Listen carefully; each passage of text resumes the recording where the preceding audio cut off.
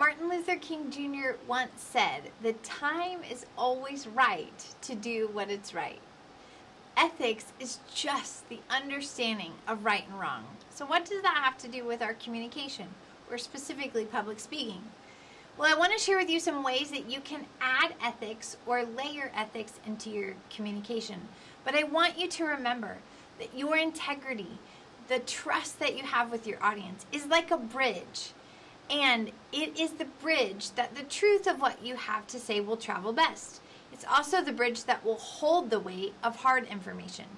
But without ethics or integrity, no information that you share is going to be received. So, let's look at 4 specific ways that you can be ethical when you communicate in a way that people will hear you and take what you're saying seriously. 1, demonstrate competence and character.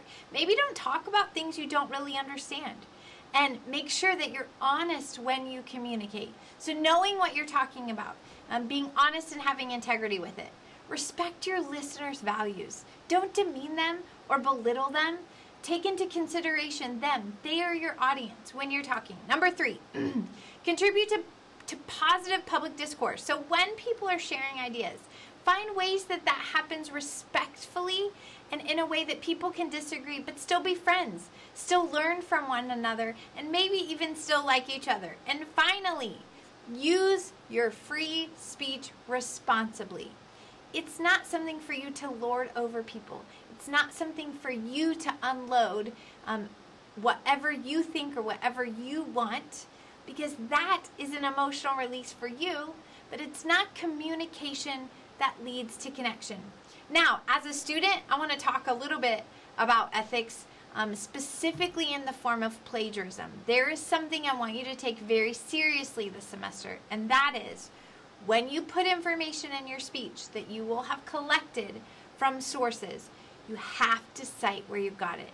It is considered plagiarism not to cite the information that you share in your speech.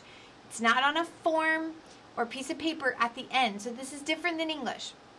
Some of you are going to quote directly things. You're going to quote something from a study or from a person. Tell us who said it. Tell us where you got the information. Some of you may paraphrase some information from a research study or paraphrase from an article that you read. Still need to cite who said it, where you got that information. And finally, you may just summarize, what we call even synthesize. You took a lot of information. Maybe you share a couple studies because you heard the same thing in both of those.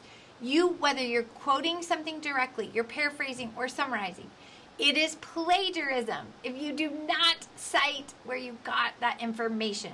I've created a video that's about a minute long, and it just lets you hear what it sounds like, because it's not something that we say in everyday conversation. Although I want to challenge you that when you share information, be really careful about what you're sharing and allow people to ask you, where did you get that?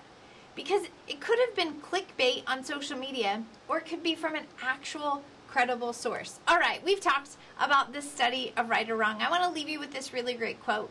That ethics, it requires character. Being trustworthy, fair, respectful, and responsible. Without these, your message holds no weight. So let integrity be the bridge that your message travels. Make sure that you think about the person you're talking to, that you're honest and you have integrity about the information that you share. It will lead to stronger, better connections.